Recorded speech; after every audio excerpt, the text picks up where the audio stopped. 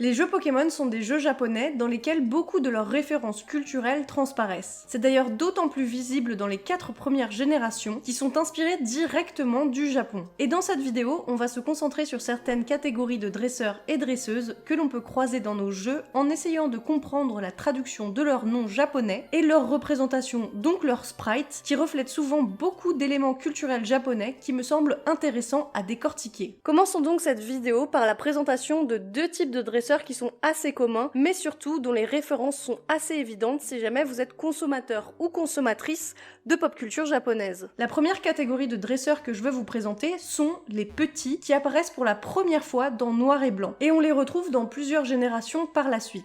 Il y a un sprite pour les petits garçons et un pour les petites filles. En japonais, ces dresseurs sont appelés des endi, qui se traduit donc par des enfants à l'école maternelle. Dans la langue française, on a opté pour les appeler des petits parce que enfants à l'école maternelle, c'était un petit peu trop long pour rentrer, et que juste maternelle, ça aurait peut-être été un petit peu bizarre comme nom de dresseur. Du coup, je trouve que petit, c'est un bon compromis, c'est mignon, et on comprend que ce sont des jeunes enfants. Par contre, si jamais vous n'êtes pas familier avec le système scolaire japonais, vous avez pu passer à côté d'un détail dans les sprites des versions noir et blanc. En effet, il y est représenté l'uniforme classique des maternelles japonais porté par le petit et la petite. Ils ont donc un chapeau jaune trop mignon et des petites blouses d'écoliers. Par contre, dans les versions suivante, leur sprite sera modifié pour coller plus aux pays dans lesquels les jeux se déroulent, donc à savoir l'Angleterre et Hawaï. Et franchement, je regrette qu'on ne puisse plus croiser les petits avec leur uniforme de maternelle japonais absolument adorable dans les versions d'après, parce que franchement c'était mon uniforme préféré, mais il faut savoir que c'est pas le seul dont l'uniforme a été représenté,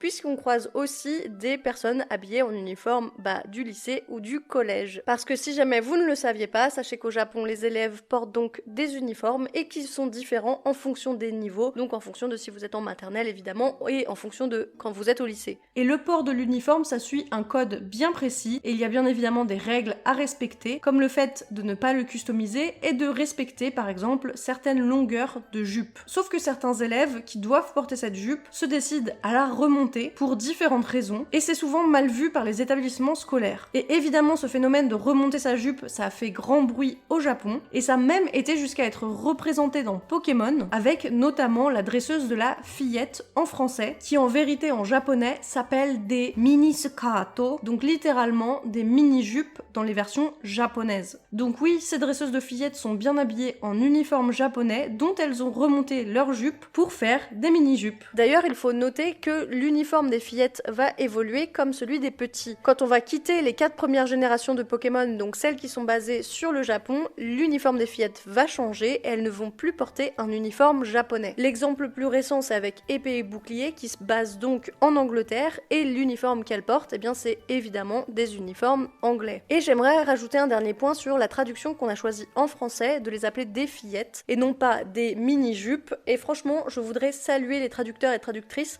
parce que c'était une très bonne idée. Surtout que mine de rien, en fait, c'est des dresseuses qui sont apparues dans rouge et bleu. Et du coup, le truc, c'est que quand on donne un nom, par exemple, à un dresseur dans rouge et bleu, et bien dans les versions récentes, s'il y a toujours le même type de dresseur, elles vont toujours s'appeler pareil. Donc heureusement qu'on les a appelées des fillettes, parce que ça fait que ça reste, même dans les générations actuelles, des fillettes aussi, et ça correspond assez bien à ce qu'elles sont. Alors que si on les avait appelées des mini-jupes, et bien franchement, ça la foutrait assez mal aujourd'hui de combattre des dresseurs qui s'appelleraient comme ça, genre c'est juste hyper dégradant. Mais malheureusement, il y a quelques dresseurs qui n'ont pas échappé justement à ce problème de traduction qui est revenu des années plus tard, quand cette catégorie de dresseurs est réapparue. Et c'est le cas notamment du dresseur suivant que j'ai envie de vous présenter. Celui-ci s'appelle en japonais Campfire, qui vient donc du mot anglais campfire, signifiant donc feu de camp. Et donc ces dresseurs sont responsables notamment du feu de camp dans des campings, par exemple. Et en français, on n'a pas trop eu la même version des choses, et effectivement, les traducteurs, ils ont vu un gars avec un bandana blanc, des bâtons en feu dans les mains, et ils se sont dit « Let's go, ce mec-là, c'est sûr que c'est un saltimbanque qui fume des pètes et fait tourner ses bolasses le vendredi. Obligé, c'est un saltimbanque. » Donc oui, ce dresseur n'est plus du tout responsable du feu de camp chez nous, mais c'est devenu un saltimbanque. Pour moi, ce dresseur, c'est vraiment une mauvaise interprétation du sprite qui a donné cette erreur, parce que si jamais on regarde sa version dans les remakes, eh bien on se rend bien compte qu'il n'a plus rien d'un saltimbanque. Il porte un t-shirt avec une flamme dessus,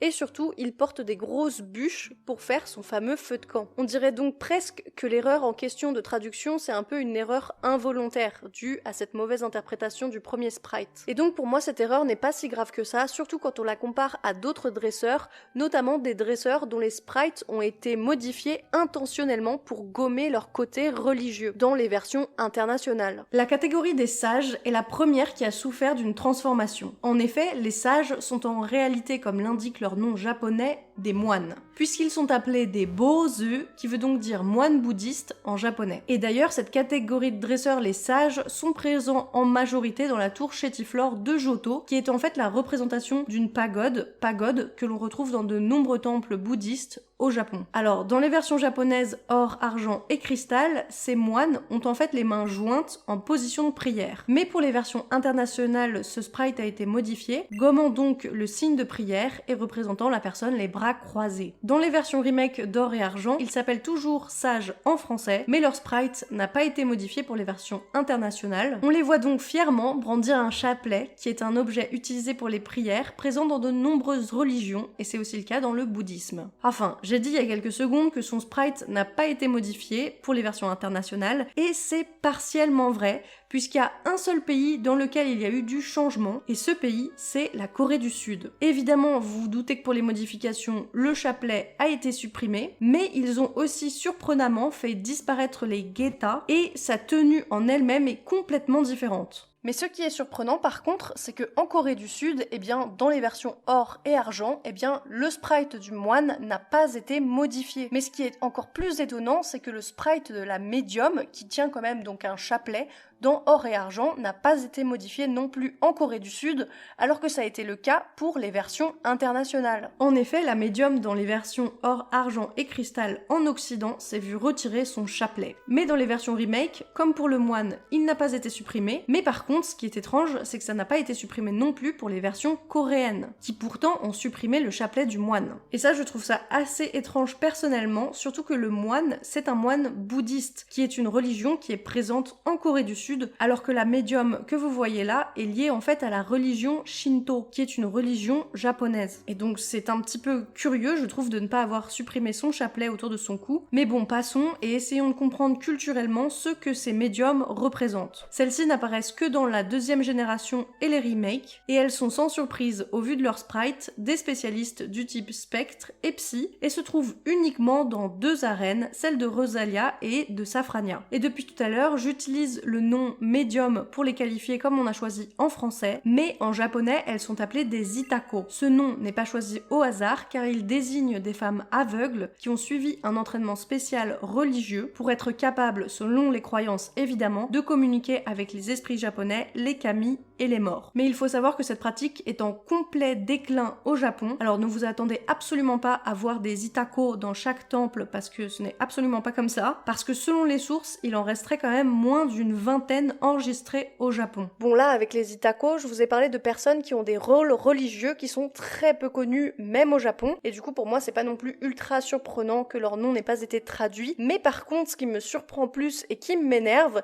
c'est qu'il y a des aspects qui sont beaucoup plus mainstream et beaucoup plus connus, même à l'époque d'or et argent, bleu et rouge, qui ont été représentés et qui n'ont pas été bien traduits dans nos versions françaises. C'est le cas pour la catégorie des kimonos. On les retrouve notamment dans les versions or et argent à Rosalia, dans un bâtiment appelé la salle de danse. C'est un lieu dans lequel le joueur ou la joueuse peut assister assis sur des tatamis à un spectacle de danse réalisé par des kimonos qui sont en fait réellement des maiko, comme le précisent les versions japonaises. Et là, je sais qu'il va être important de faire un point vocabulaire et traduction. Bon, mais là, quand même, heureusement, je tiens à saluer quelque chose, c'est qu'on a eu la présence d'esprit de ne pas traduire ça des geishas, parce que ça aurait été juste complètement faux, mais vraiment complètement faux, donc heureusement, on a évité cette erreur, mais je pense d'ailleurs que cette erreur a dû être évitée par, justement, les personnes qui étaient en charge des traductions, parce qu'en fait, il faut savoir que dans les versions, du coup, bleu et rouge, et aussi or or et argent, les traducteurs et traductrices étaient vachement plus encadrés, donc je pense que c'est eux qui ont peut-être un petit peu permis de ne pas faire la faute avec, du coup, de traduire ces dresseuses, donc les kimonos, par geisha, parce qu'encore une fois, ça aurait été complètement faux. Parce que oui, pour celles et ceux qui ne le savent pas, les maiko ne sont pas des geishas, mais ce sont des apprentis geisha, et elles ont deux statuts bien différents. Pour reconnaître si on a affaire à une maiko ou à une geisha, il suffit de regarder leurs tenues, qui ont d'ailleurs été plutôt bien respectées dans Pokémon. Elles portent donc entre autres un furisoode, qui est un kimono avec de longues manches, des okobo, qui sont des sandales à plateforme haute, ainsi qu'un darari obi, qui est une ceinture qui pend et se balance derrière elle. Les seuls détails dans l'artwork des versions or et argent qui n'est pas fidèle à la tenue des maiko est l'absence de leur maquillage caractéristique et la présence d'un col blanc, puisque normalement une maiko doit porter un col rouge et lorsqu'elle deviendra une geisha, elle en changera pour un col blanc. Mais ces erreurs semblent avoir été rattrapées dans les versions Earth Gold et Soul Silver, notamment dans le sprite des geishas hors combat qui nous permet de bien voir que le maquillage a été quand même représenté. Donc en conclusion, pour cette partie sur les maiko, je dirais que c'est pas vraiment une véritable erreur de traduction, mais je dirais que c'est plutôt un compromis. Un compromis d'avoir appelé ça des kimonos à la place de maiko, parce que maiko c'est un terme qui était très peu connu en 2001 quand le jeu or et argent sont sortis, et franchement ils auraient mis maiko, je pense qu'il y avait 2 personnes en France qui savaient ce que c'était. Alors qu'un kimono, on a un peu plus une idée, ça rappelle aussi la tradition japonaise, les habits traditionnels. Pourquoi pas, même si avec du recul maintenant, avec forcément 20 ans de plus, je me dis c'est dommage qu'on n'ait pas appelé ça des maiko, mais c'est comme ça. Par contre, ce que je tolère pas du tout, c'est que ce terme des kimonos a été réutilisé pour un autre groupe de dresseuses, et là pour le coup, ça n'a aucune explication et surtout aucune excuse de pourquoi ils ont utilisé ce terme. Car ils ont quand même appelé tout un groupe de dresseuses les filles en kimono. Et là, ça m'énerve, parce que cette catégorie de dresseuses a été présentée dans la 6e génération, donc avec les jeux X, Y qui sont sortis en 2013. Et là, eh bien la culture japonaise était bien plus répandue et il aurait fallu appeler ces dresseuses par leur nom japonais, donc les furisoode. Surtout que même en anglais, les traducteurs ont choisi de les appeler des furisoode girls. Donc ça prouve que c'était carrément possible de les appeler des furisoode. Mais non, en France et même dans les autres langues latines, on est resté avec les filles en kimono, alors que ces 4 dresseuses portent des furisoode, qui sont donc, je le rappelle, des kimonos avec des manches bien plus longues. Et je sais bien que je chipote clairement,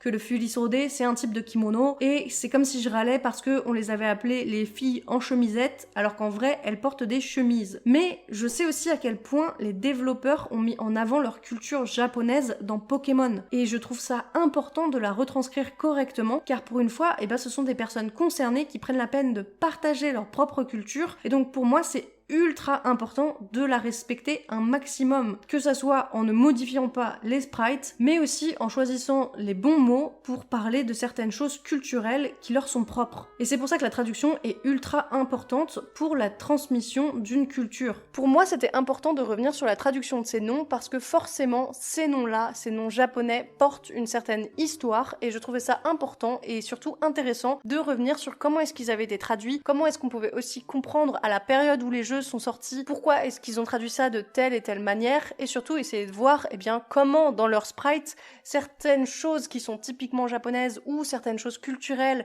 même spirituelles, ont été représentées. Donc voilà, j'espère que cette vidéo vous a plu. Bien évidemment, moi j'adore étudier les Pokémon forcément, mais aussi tout l'aspect, on va dire, historique, tout l'aspect culturel qu'il y a derrière. Je trouve que c'est vraiment ultra intéressant. Donc j'espère que vous avez appris plein de choses dans cette vidéo. Bien évidemment, je vous remercie de l'avoir regardé jusqu'au bout. Je remercie évidemment aussi mes tipeurs et tipeuses qui sont toujours là pour me soutenir.